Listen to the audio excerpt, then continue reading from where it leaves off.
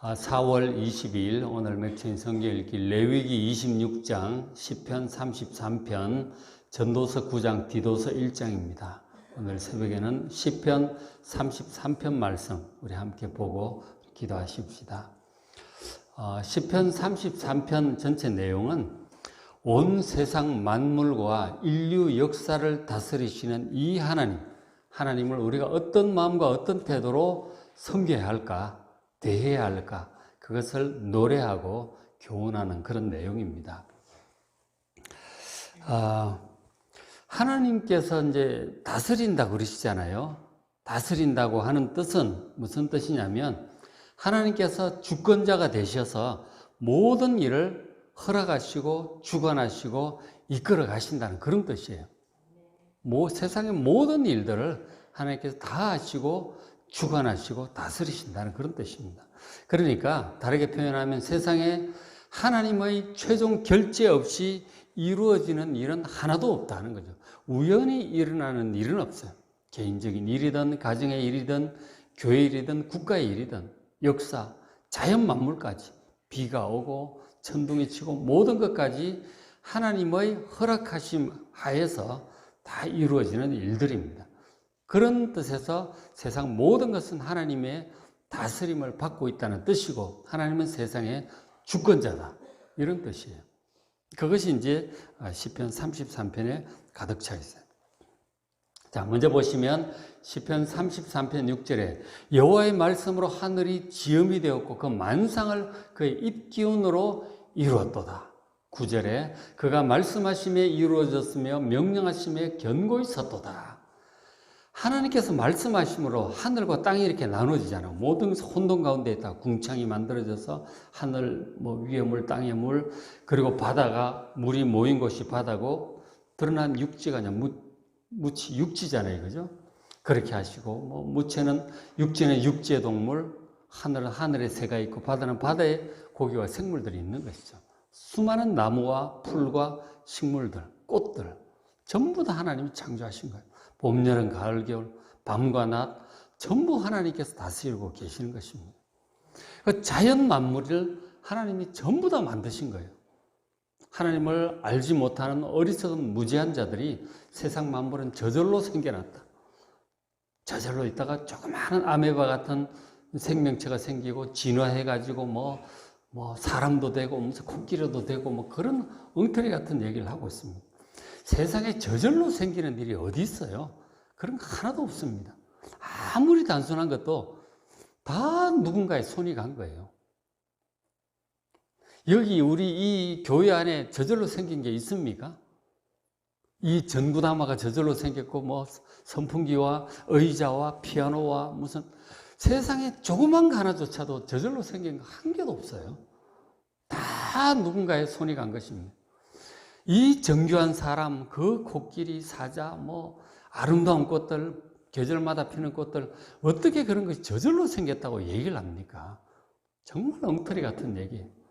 전부 다 하나님의 지혜와 능력과 그 아름다운 마음으로 창조하신 것임을 믿으시길 바랍니다. 세상 만물은 전부 하나님이 창조하신 거예요.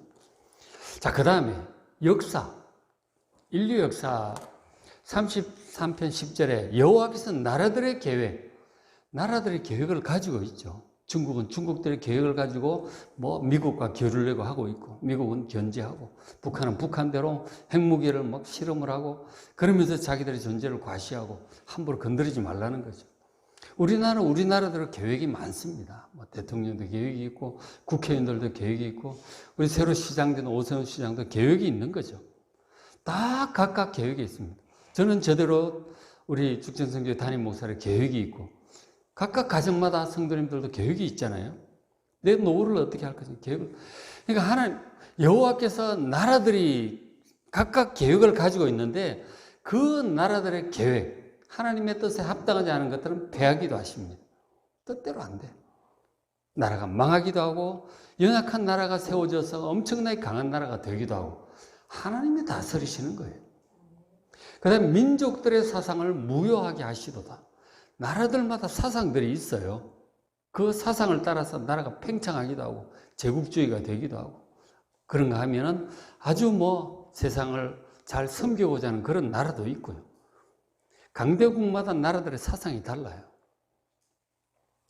그래서 뭐 중국은 중국대로 사상이 옛날부터 뭐 공자도 있고 무슨 뭐 법가도 있고 그러잖아요. 불교 사상도 또 있고 세상에 사상들이 많아요. 나라들 이끌어가고 세우는 사상들이 많은데 그런 것들이 하나님의 뜻에 합당하지 않을진데 하나님께서 무효하게 하십니다. 하나님께서 다스리신다니까요. 세상 일들이 역사들이 저절로 그렇게 주권자들 나라 왕들 뜻대로 되는 게 아니에요. 하나님께서 나라들을 다스리신다는 거죠.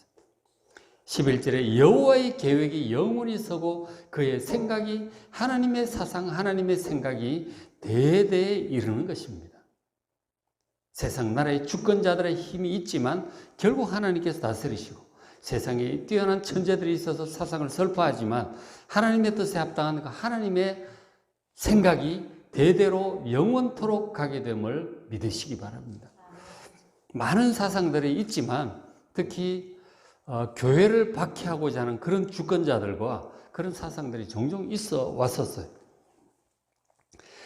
그러니까 예를 들어서 우리 이제 처음 예수님 오시고 복음이 전파되던 1세기에 로마 황제들이 로마 황제 숭배 사상들을 그렇게 만들어냅니다. 내가 신의 아들이다. 거의 신으로 그렇게 경배받기를 원했어요. 로마 황제들이. 그래서 신상들을 세우고 거기 예배하도록 종용하고 그렇지 않으면 뭐 못하게 하고 그래서 기독교인들이 많은 박해를 받았어요. 예수님 외에는 누구에게도 경배하지 않으려고 하니까. 그래서 기독교인들이 1세기 박해를 그렇게 많이 받았어요. 그런 것들. 그 다음에 우리나라 20세기 일본이 우리나라 정복에서 다스릴 때 일본 천황을 신으로 숭배를 그렇게 하게 했단 말이에요. 일본 천황도 그렇게 했고 그 다음에 신사참배를 하게 했잖아요.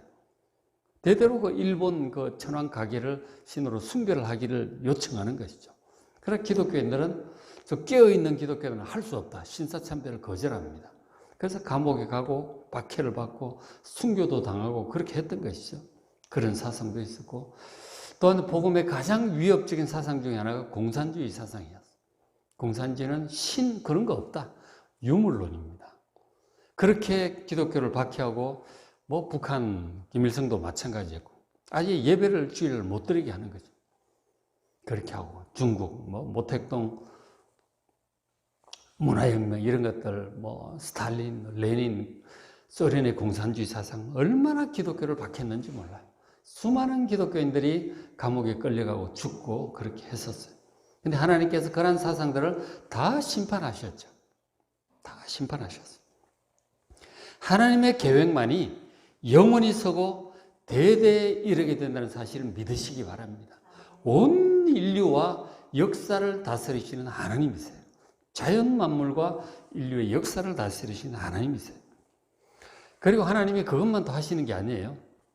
33편 13절에 여호와께서 하늘에서 굽어보사 모든 인생을 살피십니다. 우리 한 사람 한 사람 인생을 다 다스리고 계세요. 곧 그가 거하시는 곳에서 세상의 모든 거민들을 굽어 살피세요. 한 사람 한 사람 다 살피십니다. 그는 그들 모두의 마음을 지으시고 사람들의 마음이 있잖아요. 근데 사람들의 마음이 각각 다 달라. 성격도 다르고 생각도 다르고 이게 중요하게 생각하는 것도 다르고 스타일도 달라요. 사람 마음이 다 다르다니까요. 우리 마음을 지으신 분이 하나님이십니다. 우리 생명을 주신 분도 하나님이시고 우리의 이런 성격, 이런 마음, 이런 체질, 이런 몸 하나님께 지어주셨어요. 그리고 그들이 하는 일을 다 굽어 살피세요. 어떻게 하나님께 주신 생명과 시간과 물질과 재능으로 무엇을 하며 사는가? 그리고 무슨 결과를 이루어냈는가? 다 살피세요. 하나님께서. 한 사람 한 사람 다 살핀다니까요. 하나님 정말 바쁘시겠죠.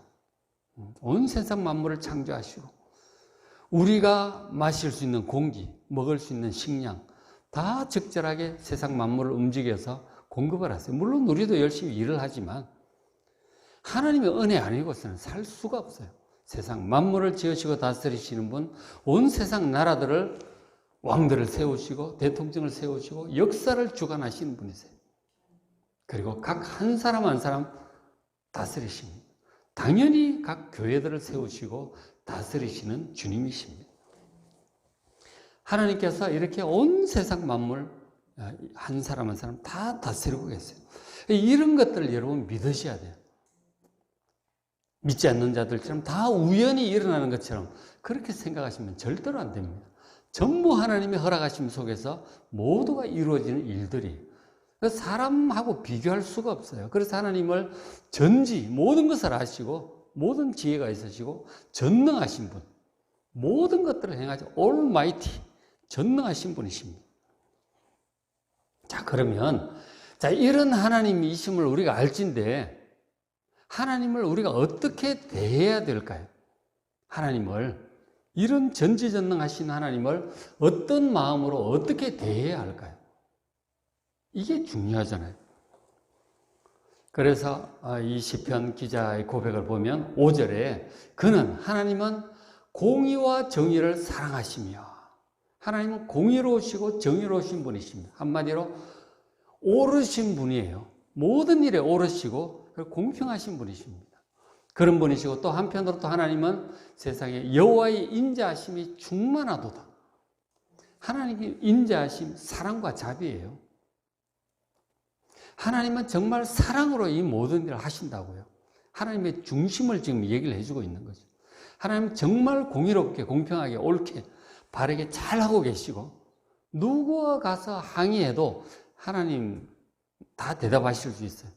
정말 가장 의롭게, 바르게, 잘하고 공평하게 하고 계시거든요.